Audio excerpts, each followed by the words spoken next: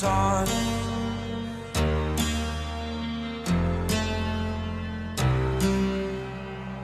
I show you how deep the rabbit hole goes. Let's listen to Pavarotti. Can I be your superhero? Hello, welcome to The Revealing. I'm your host Pavarotti, and I am here to discuss the Idaho 4 case. In this episode, I will rip the veil completely back and show you things that you will not be able to unsee. So let me give you a trigger warning from the start. If you don't want to know what really happened that night, do not watch this video. And it's amazing to me that in the beginning, people got this thing so close to being right. For example, a lot of people brought up Jesse James Bailey, and they were so close. And although he may have played a part in a decision-making, but it wasn't until we dove in much deeper that we realized it wasn't Jesse James Bailey. It was Bazzini all along.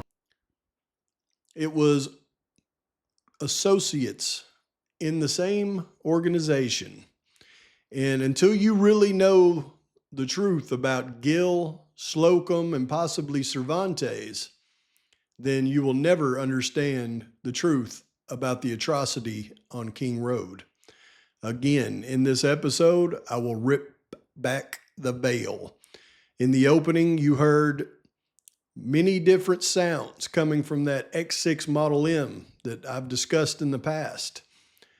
It wasn't that X6 Model M pulling through Linda Lane at 12:30, but you can bet that X6 Model M played a key role in this atrocity, as I'm going to show you. And it's unmistakable who's driving it. So, as we dive into this, knowing the sounds of what those vehicles sound like is key. And I've listened to so many recordings of that X6 Model M that I can absolutely identify the sound of it when I hear it. And I think you will be too in this one. Hold on to your hats. Hold on to your seat. We don't want you to fly out of that. Let's go. In a video that I showed you the other night on the roommates and their movements that night of the atrocity, I took a spreadsheet of events, although it was just a snippet from this spreadsheet, because I needed you to understand the events related to the roommates before you can understand truly what all took place. And the fact that Bethany wasn't there and in a hotel, the fact that Dylan, once Eric Grauer dropped off Kaylee and Maddie, she texted him at 2:10:29. He responds at 2:13. We see him passing Linda Lane coming back from Taco Bell at 2:25, picks up Dylan, and we see them pass at 2:29 going to wherever they went. Now, the next events, though, are that we know is Kaylee and Maddie are at home, and they begin calling Jack starting at 2:36 a.m., and those phone calls to Jack end at 2:52, and I will show you how that correlates here in a minute. Jack D has nothing to do with this. But we know that a car passes Linda Lane at 2:47 and 39 seconds. I believe that car to be Gill's BMW X6 Model M. One of the keys to this vehicle is listening for when it hits the accelerator.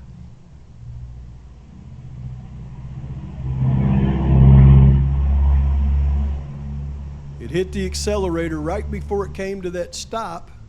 Now it's making a right, and it's slowly going to pass in front of the Linda Lane apartments at 2:47 and 45 seconds right there. Now, we have timed many vehicles going across Linda Lane right there, and it takes 30 to 45 seconds from that spot to pull up in front of the King Road residence. So it shouldn't take more than a minute from that spot to pull up into the Linda Lane apartments and park. But as you're going to notice, this vehicle not only takes a little bit longer than that, but you're actually going to hear the door shut as it pulls in front of the King Road residence and then continues on to pull and park at the Linda Lane apartments. Okay, here in just a minute, you're going to hear the vehicle go in front of Linda Lane like we just watched. And then it's going to pull into the King Road apartment or King Road neighborhood. And hang on, we're going to hear it go across Linda Lane here. Listen close.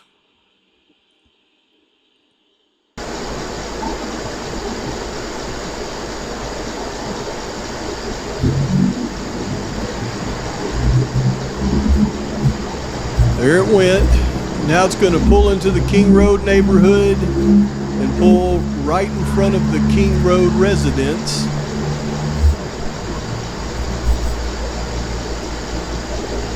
And it would get in front of the King Road residence at approximately 2:48 and 15 seconds. And then I want you to listen for the door to shut when it's in front of the King Road residence.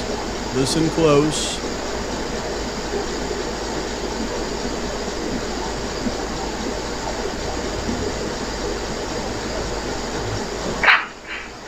There was the door shutting. Now it's going to continue on and park right in front of our very eyes.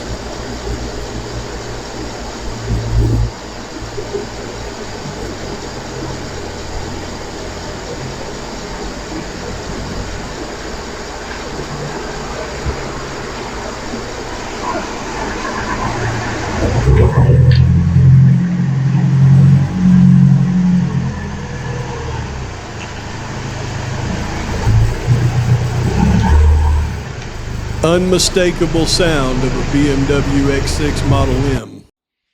Now, I've said for a long time that we can't listen to the sounds from the Linda Lane camera, especially when it comes to those screaming sounds, because there's no other context around it, and without corroboration, it's not evidence. However, when I corroborate things down to the second and then I hear sounds, I think we can corroborate those. Let me just tell you, when I say trigger warning, I mean trigger warning in this one. If you don't want to hear this, don't listen.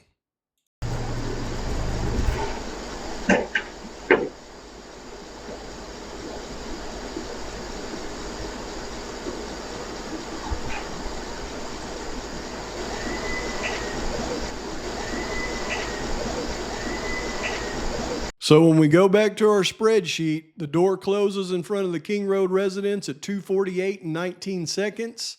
We then see that BMW pull up and park at the Linda Lane apartments. And then at 2:49 and 18 seconds, we hear, unfortunately, the scream of terror. And I firmly believe this to be Xana. And I believe they took out Xana first. And then it's unmistakable. The calls continue frantically from the top floor bedroom to Jack, and we know that they stop at 2:52, but now we know that Maddie calls BF at 2:53. This is an obvious sign that they heard the screams downstairs, but they're unsure of what they heard, and now she's calling Bethany, and unfortunately, after she makes this call to Bethany, we're going to hear more of those terrible sounds. So if you don't want to hear it, don't listen.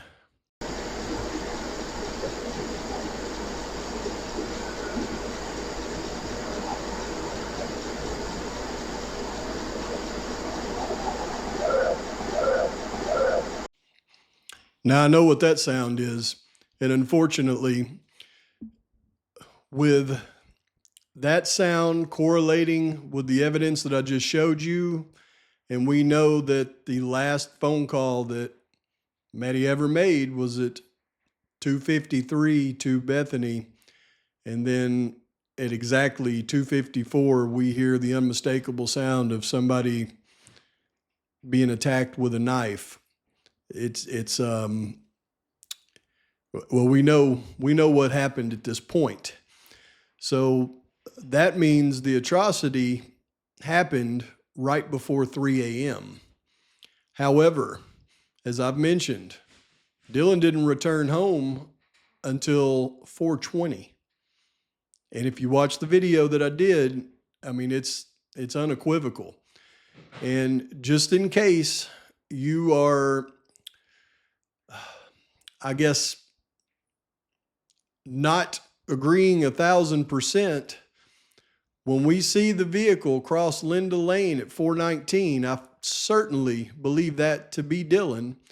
And we can listen to the Linda Lane sound just 30 seconds after that, and we can clearly hear that vehicle with Dylan in it pulling up to the King Road residence and somebody exiting that vehicle.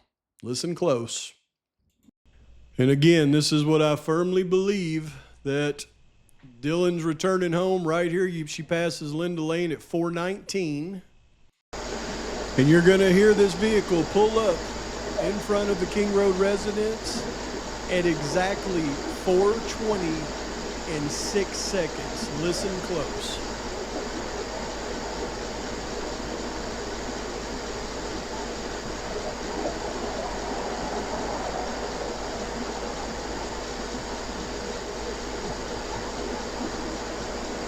Now, what proves everything, folks, is not what I'm saying or even what you're hearing. What proves everything is what you're hearing as compared to what we now know in these court docs that happened down to the second. You hear that vehicle pull up to the King Road residence that I believe has Dylan in it at 4:20 and 6 seconds. But when you look at this, DM calls Xana at 4:20 a.m. She's calling Xana as she's pulling up to the house. At 4:20 and 5 seconds, we hear the vehicle pull up to the house. And then as she's calling Kaylee, something happens and she stops calling Kaylee and immediately calls Bethany at 4:20 and 28 seconds and talks to her for 41 seconds. That's when she sees the ninja with the vacuum in the King Road residence. There is no doubt in my mind because of the way things change. She calls Bethany and tells her, I've seen a ninja with a vacuum. Bethany says, wait a minute, let me call Xana. So what does she do? Next call is she calls Xana because she thinks Xana is dressed in black playing a prank. As she's calling Xana, Dylan calls Maddie. Then BF calls Maddie and Ethan. And then Dylan texts Bethany, no one's answering. I'm really confused right now. Text Kaylee, what's going on? But then that's when we see the gun rack guy return to Linda Lane to that vehicle that drives out at 4:23. That is the guy that she's seen in the house. There's no doubt in my mind now that was dressed like a ninja with a vacuum. And he actually had a vacuum, I do believe. But she sees that guy in the house right here. And then less than 2 minutes later, we see him get to Linda Lane and drive off in that vehicle. You see the lights come on in the car right there at 4:22 and 44 seconds. Now, look at the distance from the King Road residence to that spot right there at 4:22 and 44. Let's use our brilliance of deduction. If Dylan sees the guy in the house right here at 4:20 and 8 seconds, and then we see him return to his vehicle 329 feet away at the Linda Lane Apartments 2 minutes later, then I think we can conclude that that is the person that she's seen in that King Road residence. Now, we know that person racked his gun and went towards that King Road residence at exactly 3:50. But that was almost an hour after the atrocity actually happened. And we know that Dylan leaves that house in about 10 minutes, never to return until noon the next day. So what can we conclude from all of this, including that vehicle that continues to circle the King Road residence from 3:30 until this point right here? I'm going to try to sum all this up for you folks. And I know that's a lot of information to try to take in. And you obviously haven't stared at this stuff as much as I have to really be able to see the clear picture that I see. But first, let's acknowledge some things. That one I mentioned in a video the other night about the roommates. There is no way, and we all know this, there is no way that the roommates could have been in that house during the atrocity and not heard what was going on. So the only conclusions, either they were complicit or they weren't there. I'm firmly convinced that they were not there. And going through everything the way that I did, I think it proves it. Now, what really happened? Using our deduction and events off of the court docs that relates to the times down to the second and everything that we knew about this investigation. You've got Gil and, in my opinion, Slocum, probably maybe even Cervantes as well. As they pull in, we hear them pull in at the exact time, and I know that's a BMW X6 Model M. They pull in at the exact time. They get out of the vehicle as Gil continues on to the King Road apartments. They go inside and they unalive, I hate to say it, but they unalive Xana and Ethan first. Maddie and Kaylee upstairs hear it, but they don't know what they're hearing because they were obviously inebriated. But they start calling Jack even more frantically than before, and they try to call Bethany, and then we know the calls stop right at 2:53. Never to be made, no calls ever to be made again. And then we hear those sounds right at 2:54 that are unmistakable. Now, what happens after that? It's real simple, because this is what criminals would do in that situation. By the way, on another note, everybody has always said, well, this wasn't a hit because they would have never left witnesses and left them alive. I've contended it's not Ted Bundy because he wouldn't leave witnesses or leave them alive. Frats wouldn't have left witnesses or left them alive. Nobody would have gone in and unalived 4 individuals and then left witnesses. So what does that tell you? Those roommates were not there. There were no witnesses of the atrocity. They leave out of there. Now it's 3 a.m. We don't hear about that vehicle that starts circling oddly circling not only the King Road neighborhood, but when you read the FBI report, it circles the entire area constantly from 3:30 until at least 4:20. There is no doubt in my mind now that vehicle is a lookout vehicle. They're making sure that nobody, especially law enforcement, is coming near that residence while they go in to do the cleanup. And they did send somebody in to do the cleanup. That is why Dylan seen somebody with a vacuum cleaner dressed as a ninja. That was the gun rack guy at 3:50 going to the King Road residence to try to clean up and make sure no evidence was left. Dylan went into the King Road residence at 4:06. 4:06. Excuse me.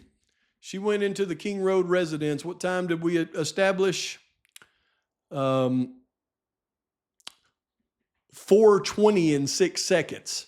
And she's seen that guy with his ninja mask on and a vacuum cleaner going out that back door.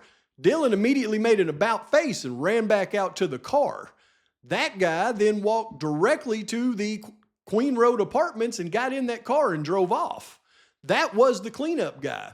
And we know a cleanup happened because it took them 2 tries before they could even come up with a footprint by Dylan's door. It wasn't visible to the naked eye. It didn't show up in the first test. It took the second luminol test to even show the footprint. That means somebody went in there and tried to clean up what was left. That is the person that no doubt placed the knife sheath on the bed. Now, once you look at all of the other evidence surrounding that, it becomes clear. They left, went to the room with Bethany, contacted law enforcement, and that's why when the 911 call comes in, you don't hear any sirens or anything going on at that point. Here is the key, though. They didn't leave those apartments. Gil didn't leave those apartments. Somebody in those Queen Road apartments was a home base for Gil, probably Farley. There is no telling who the ninja was that was cleaning that thing. But now we clearly understand why Dylan claimed to see a ninja, why she claimed to see a vacuum cleaner. But let me tell you more to the point what's so important about this. Why would law enforcement have Bethany and Dylan lie about being at that residence during the time of the atrocity? Why wouldn't they want the true facts to come out? And let me tell you, it's another one of those puzzle pieces that don't fit into the puzzle, but they jammed it in. And here is exactly why. Because what I just showed you was if that's Dylan driving back at 4:19 and 30 seconds, passing Linda Lane, she pulls in front of the King Road residence at 4:20. She goes into the King Road residence and sees the ninja guy at 4:20 and 6 seconds. The white Elantra has already left the neighborhood.